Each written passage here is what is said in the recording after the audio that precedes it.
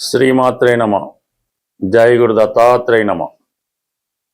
September 2వ తారీఖు నుంచి నవంబర్ 5వ తారీఖు మధ్యలో శుక్రగ్రహం తన స్వక్షేత్రం మరియు మూల త్రికోణ రాశి అయినటువంటి తులారాశిలోకి ప్రవేశించడం జరుగుతుంది.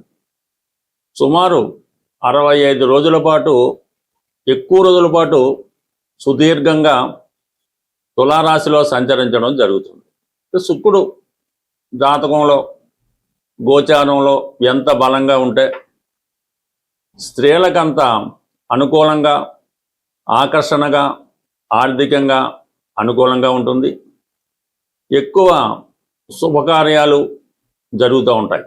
ఇది సినిమా పరిశ్రమ వారికి కూడా చాలా మంచి రోజులనే చెప్పచ్చు. అయితే ఇదే శుక్రుడు అక్టోబర్ 3వ తారీఖున, అంటే తులారాశిలో ఉంటూనే అక్టోబర్ 3వ తారీఖున వక్రగమనం పొందడం జరుగుతుంది. అది నవంబర్ 14 దాకా సుమారు 42 రోజుల పాటు ఈ వక్రగమనంలో ఈ శుక్రుడు మరింత బలవంతుడై ఉంటాడు. శుక్రుడు, గురువు మొదలగు శుభగ్రహాలు వక్రించినప్పుడు ఎక్కువ బలాన్ని కలిగి ఉంటాయి.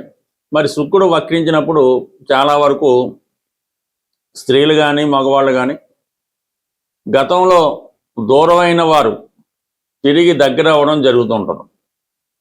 సరే, ప్రేమికులు ఉన్నారు, లేదంటే భార్యాభర్తలు ఉన్నారు, స్నేహితులు బాగా ఫ్రెండ్షిప్లో ఉన్నవాళ్ళు, ఏదో కారణాల వాళ్ళు విడిపోయి ఉన్నవాళ్ళు, దూరంగా ఉన్నవాళ్ళు మరి తిరిగి శుక్ర వక్రించినప్పుడు వారి జీవితంలో మళ్ళా తిరిగి కలుసుకోవడం, ఒక అండర్స్టాండింగ్ రావడం జరుగుతూ ఉంటుంది. సర్వసాధారణంగా ఎవరి జన్మజాతకంలో అయినా వాళ్ళు పుట్టినప్పుడు శుక్రగ్రహం వక్రించి ఉంటే వారి జీవితంలో అనుకున్న వివాహం జరగదు. ఎవరినో ప్రేమిస్తారు, సడన్గా ఆ ప్రేమ క్యాన్సిల్ అవుతుంది, అప్పుడు పెద్దలు కూర్చుని వివాహం జరుగుతూ ఉంటుంది. అలాగే జన్మజాతకంలో శుక్రుడు బలంగా ఉంటే, మగవారికి శుక్రుడు బలంగా వారి జాతకంలో ఉచ్చులో కానీ, తులలో కానీ, వృషభంలో కానీ బలవంతుడై ఉంటే వారికి వివాహం తర్వాత బాగా కలిసి రావడం జరుగుతూ ఉంటుంది. అలాగే వాళ్ళకి స్త్రీ సంతానం కలిగిన తర్వాత బాగా కలిసి రావడం జరుగుతూ ఉంటుంది. అంటే ఎవరికైనా జాతకంలో శుక్రుడు మంచి బలంగా ఉంటే వాళ్ళకి కంపల్సరీగా స్త్రీ సంతానం కలుగుతారు. స్త్రీ సంతానం కలిగిన తర్వాత వాళ్ళ జీవితంలో గొప్ప అదృష్టవంతులుగా మారడం జరుగుతూ ఉంటుంది. అదే స్త్రీల జాతకంలో శుక్రుడు ఎంత బలంగా ఉంటే వారి యొక్క ఆరోగ్యం బాగుంటుంది, ఆకర్షణగా ఉంటారు, సౌభాగ్యయోగం కలుగుతుంది, తొందరగా వివాహం జరుగుతూ ఉంటుంది. అదే శుక్రుడు కంబస్ట్ అయినా, నీచలో ఉన్న, పాపగ్రహాలతో కలిసి ఉన్న వారి యొక్క జీవితంలో అనేక ఎదురు దెబ్బలు, అనేక కష్టాలు ఎదుర్కొంటారు, జీవితంలో గుడ్ విల్ పోగొట్టుకుంటారు, అనేక రకాల విమర్శలకి లోనవడం జరుగుతుంటుంది. వ్యక్తిగతంగా వాళ్ళ జీవితం కూడా అనేక రకాలుగా మోసపోయి ఇబ్బంది పడడం జరుగుతూ ఉంటుంది. అయితే ప్రస్తుతం మనకి ఈ శుక్రగ్రహం 65 రోజుల పాటు తులారాశిలో సంచరించినప్పుడు మాలవ్య మహాపురుష యోగం అనే యోగం ఏర్పడుతూ ఉంటుంది. అది అందరికీ ఏర్పడదు, కొన్ని రాశుల వారికి ఈ యోగం ఏర్పడుతూ ఉంటుంది. మరి కొంతమందికి ఉచ్చక్షేత్రంలో ఉన్న ఫలితం కూడా రావడం జరుగుతుంటుంది. బట్ ఏంటి, ఏ విధంగా ఈ శుక్రుడు ఏ రాశి వారికి ఎటువంటి ఫలితం ఇవ్వబోతున్నాడు అన్నది మనం వివరంగా తెలుసుకునే ప్రయత్నం చేద్దాం. అలాగే శుక్రగ్రహానికి పరిహారం కూడా చేసుకుంటే శుక్రుడు ఏ స్థితిలో ఉన్నా వారి జీవితంలో అనుగ్రహం కలిగి మళ్ళా వారి యొక్క జీవితం చాలా లగ్జరీగా, ఆకర్షణగా, అందంగా ఉండే అవకాశం ఉంటుంది. తులారాశి వారికి సెప్టెంబర్ 2 నుంచి నవంబర్ 5 మధ్యలో సుమారు 65 రోజుల పాటు వారి జీవితంలో గొప్ప అదృష్టం అనేది రావడం జరుగుతుంటుంది. ప్రతి సంవత్సరం శుక్రుడు తులారాశిలో ప్రవేశిస్తూ ఉంటాడు. అంటే ఈ సంవత్సరం ప్రత్యేకత ఏంటంటే ఇదే రాశిలో వక్రగమనం పొందడం జరుగుతుంది. 3వ తారీఖు అక్టోబర్ నెలలో ఇంచుమించుగా నవంబర్ 14 దాకా వక్రించడం. ఎస్పెషల్లీ తులారాశి వారికి మాలవ్య మహాపురుష యోగం అనే పంచమహాపురుష యోగం ఏర్పడుతుంటుంది. ఇక్కడ ఈ ప్రభావం ఏంటంటే శుక్రగ్రహ కారకత్వాలన్నీ కూడా జాతకుడికి అనుకూలంగా ఉంటాయి. మొత్తం మీద విజయ అవకాశాలు ఎక్కువగా ఉంటాయి.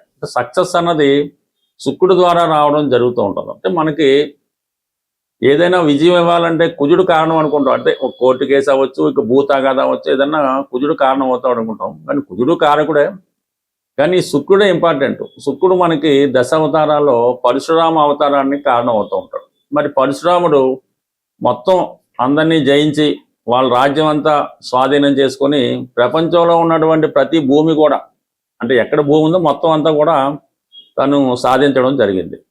అలాగే ఎవరు కూడా అతనికి ఎదురుగా నిలబడి విజయం సాధించిన వాడు ఎవడు ఇప్పటిదాకా చరిత్రలో లేదు. అటువంటి పరశురామ అవతారానికి ప్రతినిధి మన శుక్రగ్రహం.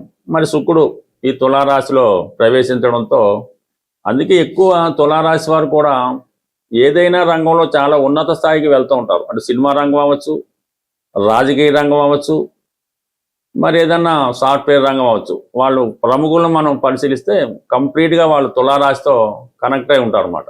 అటువంటి అదృష్టం ఈ రాశి వారికి ఈ రాబోయే 60 రోజుల్లో రావడం జరుగుతుంది. ఇది ప్రధానంగా ఏంటంటే రాజకీయ రంగంలో ఉంటూ ఎవరైతే కొత్త పదవి ఆశిస్తున్నారో వారికి పదవీ లాభం కలిగే అవకాశం ఉంది. దానికి గురువు కూడా దశమంలో మంచి ఉచ్చులో ఉన్నాడు. అలాగే వృత్తి మారాలనే మీ ప్రయత్నం, అంటే ప్రస్తుతం మీరు సినిమా ఫీల్డ్లో ఉన్నారు, ఇంకొక కన్స్ట్రక్షన్ రంగంలోనూ గోల్డ్ వ్యాపారంలో ఉన్నారు. దాన్ని మనం చేంజ్ చేద్దాం అనుకున్నారు, రాజకీయాల్లో ప్రవేశించాలనుకుంటారు, లేదంటే కన్స్ట్రక్షన్ రంగంలోకి, ఇంకో వ్యాపారంలోకి, అలాగే వ్యాపారం మార్చాలి అనుకున్న వాళ్ళకి ఇది కంప్లీట్గా జరిగే అవకాశం ఉంది. బట్ ఎక్కువగా శుక్రుడు కళలకు కారణం కాబట్టి ఈ సినిమా రంగంలో ఉన్న వాళ్ళకి ఎక్కువ అవకాశాలు, పెద్ద పెద్ద బడ్జెట్ సినిమాలు తీయడానికి అవకాశం రావడం జరుగుతూ ఉంటుంది. అలాగే శుక్రుడు అష్టమాధిపతిగా రాశిలో ప్రవేశించాడు కాబట్టి ఏదో ఒక శుభవార్త ఈ సమయంలో మీకు రావడం జరుగుతుంది. అది స్త్రీలకు సంబంధించింది అవ్వచ్చు, స్థిరాస్తికి సంబంధించింది అవ్వచ్చు, చాలా కాలంగా ఆగిపోయిన ధనం, మీరు ఎవరికో పెద్ద అమౌంట్ అప్పిచ్చున్నారు, లేదంటే ఏదో ఇన్వెస్ట్ చేసాం ఎప్పుడో అది కంపెనీ దివాలా తీసింది ఎక్కడికో వెళ్ళిపోయింది, లేదంటే ఎవరైనా మిత్రుడు ఎక్కువ మొత్తంలో ధనం ఇచ్చాం, మనకు ఎవరైనా స్థిరాస్తి మన పేరుతో రాసి వాళ్ళు తదనంతరం రాసి పెట్టారు, లేదంటే ఇన్సూరెన్స్ ద్వారా మొత్తం మీద ఒక సడన్గా మనది కాని సంపద వచ్చే అవకాశం ఉన్నది. అలాగే పెద్ద మొత్తంలో ధనయోగం కూడా ఈ రాశి వారికి ఏర్పడే అవకాశం ఉంది. ప్రధానంగా స్త్రీలకి మీలో ఆకర్షణ పెరుగుతుంది, ఎక్కడికి వెళ్ళినా మంచి గౌరవం పొందుతూ ఉంటారు. ఎక్కువగా ఈ సమయంలో వివాహ ప్రయత్నాలు చేస్తే 100కి 100 పాళ్ళు మీరు అనుకున్నటువంటి వివాహ ప్రయత్నం ఫలించే అవకాశం ఉంటుంది.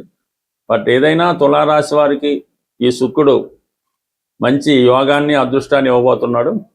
అయితే అక్టోబర్ 3వ తారీఖు నుంచి నవంబర్ 14వ తారీఖు మధ్యలో వక్ర గమనంలో పొందినటువంటి శుక్రుడు సుమారు 42 రోజుల పాటు ఈ సందర్భంలో కొన్ని డిసప్పాయింట్మెంట్స్ కూడా వచ్చే అవకాశం ఉంటుంది. అంటే ప్రేమికులు ఉన్నవాళ్ళు ప్రేమ ఫెయిల్ అవడం కానీ, వేరే ఏదైనా ప్రాజెక్ట్ ఉన్న వాళ్ళకి కొద్దిగా ఇబ్బంది పడటం కానీ జరిగే సూచనలు ఉన్నాయి. కాబట్టి ఆ విషయంలో మాత్రం ఆ సందర్భంలో కొంత జాగ్రత్త అవసరం.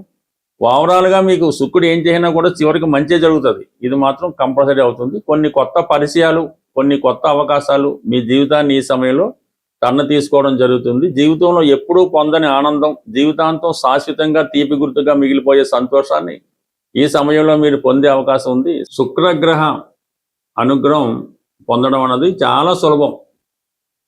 మీరు జీవితంలో సంతోషాన్ని, ఆనందాన్ని పొందుతూనే శుక్రగ్రహ అనుగ్రహం కూడా పొందవచ్చు. అంటే శుక్రగ్రహ అనుగ్రహం ఉంటేనే ఇవన్నీ పొందుతూ ఉంటారు. మీరు జీవితంలో ప్రతినిత్యం చాలా శుచిగా, శుభ్రంగా ఉండడం, ఎప్పుడు పరిశుభ్రమైనటువంటి వస్త్రాలు, అంటే పూర్వం అయితే తడిపి ఆరేసిన వస్త్రాలు అనేవారు. బట్ ఏదైనా ఒక రోజు ధరించిన వస్త్రం మరనాడు ధరించకుండా ఉండడం అన్నది నెంబర్ 1. దాని తర్వాత మీరు పడుకునే బెడ్, దుప్పటి, తలగాడ ఇవన్నీ కూడా ఎప్పుడూ నీట్గా ఉండడం మంచిది. అవి వీలైనంత తొందరగా మారుస్తూ ఉంటే మీకు ఇటువంటి శుక్రగ్రహ అనుగ్రహం లభిస్తుంది. దాని తర్వాత ఆహార విషయంలో కూడా, అంటే ఎక్కువగా తీపి పదార్థాలకి శుక్రుడు కారణం అవుతూ ఉంటాడు. బట్ ఏదైనా శుచి కలిగినటువంటి శుభ్రమైన ఆహారం, అంటే ఒకరు తినగా మిగిలినవి, ఏదో 4-5 రోజులు ఫ్రిడ్జ్లో పెట్టినవి, అలాగే బయట మనకి ఈ అన్నదానాలని ఏవి చేస్తుంటారు, మామూలు టెంపుల్ దగ్గర, వాడి దగ్గర అమావాస్యకి అని చేస్తుంటారు. సాధ్యమైనంత వరకు అటువంటి వాటిలో అంటే సమూహంగా ఏదో వెళ్ళి తినడం అలాంటివి కూడా మీకు అంత అనుకూలమైన కాదు. ఏదో మిమ్మల్ని ఆహ్వానించారు ఒక పెళ్లి భోజనం లేదంటే ఒక దేవాలయంలో అలా పర్వాలేదు, కానీ ఎక్కడ పెడితే అక్కడ పెట్టినటువంటి ఈ అన్న సంతర్పణలో అన్నదానాల్లో 99% పాల్గొనడం అన్నది అది మంచి కార్యక్రమం కాదు. దాని తర్వాత ఏంటంటే స్త్రీలను చాలా గౌరవప్రదంగా చూడాలంటే ముఖ్యంగా బయట వాడిని పక్కన ఇంట్లో స్త్రీలని భార్య, కుమార్తె, కోడలు, చెల్లెలు, తల్లి వీటికి ఎప్పుడు కూడా దూషించడం కానీ వాళ్ళకి ఇబ్బంది పెట్టడం కానీ చేయకూడదు. వాళ్ళకి ఏ సౌకర్యం కావాల్సినా మనకి లేకపోయినా వాళ్ళకి ఇవ్వాల్సి ఉంటుంది.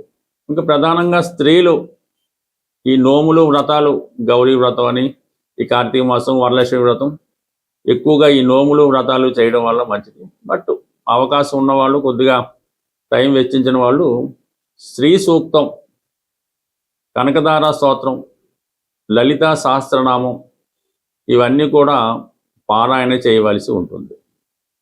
అయితే ఈ లక్ష్మీ స్తోత్రం అన్నది ఒక విధి విధానంగా మీరు 108 సార్లు, 1008 సార్లు చదవడం వల్ల కూడా శుక్రగ్రహం అనుగ్రహం కలుగుతుంది. అంటే శుక్రగ్రహం అంటే లక్ష్మీ అమ్మవారి అనుగ్రహం. లక్ష్మీ అమ్మవారి అనుగ్రహం కావాలంటే ముందు ఈ శ్రీ సూక్తం, లక్ష్మీ స్తోత్రం కన్నా విష్ణు సహస్రనామాన్ని వినటం కానీ చదవటం కానీ చేయవలసి ఉంటుంది. మరి ఈ కారణం వల్ల మీరు ఈ మార్గంలో ఉన్నవాళ్ళు ఈ విధంగా పారాయణల వల్ల, ధర్మ మార్గంలో ఉన్నవాళ్ళు ఇలాగా స్త్రీలను గౌరవించడం, అవసరమైన వాళ్ళకి కొంతవరకు ఈ వస్త్రాలు అంటే వివాహం జరుగుతున్నప్పుడు ఇలాంటి వాటికి ఆ పెళ్లి కూతురికి బహుమతిగా ఇవ్వడం, ఇది కూడా వివాహం కాని స్త్రీలు ఎవరైనా ఉంటే వాళ్ళ తల్లిదండ్రులు ఎవరైనా కొద్దిగా ఆర్థికంగా లేని వాళ్ళకి పెళ్లి జరుగుతున్నప్పుడు తాళిబొట్టు, పట్టుచీర, కొన్ని పసుపు కుంకాలు, గాజులు ఆ అమ్మాయికి బహుమతిగా ఇవ్వాల. వివాహం కాని వాళ్ళకి తొందరగా వివాహం జరిగే అవకాశం ఉంది. ఇక ప్రధానంగా జీవితంలో బాగా అబ్జర్వ్ చేయందంటే శుక్రవారం రోజు ఎట్టి పరిస్థితుల్లో కూడా ధనాన్ని బయటికి పంపించకూడదు. అంటే ఏదైనా డబ్బులు ఇచ్చి కొనటం కానీ, రెంట్ చెల్లించడం కానీ, ఫీజులు కానీ, ఇంటెద్దులు కానీ ఏ విధంగా కూడా మీ దగ్గర మీ అకౌంట్లోంచి ఒక్క రూపాయి కూడా, ఒక నయా పైసా కూడా బయటికి వెళ్లకుండా జాగ్రత్త పడవలసి ఉంటుంది. ఇందులో మనకి ఈ ఫోన్పేని, గూగుల్ పే కూడా వర్తించవు. ఏదైనా మీ అకౌంట్లో, మీ బీరువాలో, మీ జేబులో ఉన్న డబ్బు శుక్రవారం అంతా మీ దగ్గరే ఉండాలి. దానివల్ల కూడా మీకు 99% ఆర్థిక అభివృద్ధి కలిగి శుక్రగ్రహ అనుగ్రహం కలిగే అవకాశం ఉంటుంది.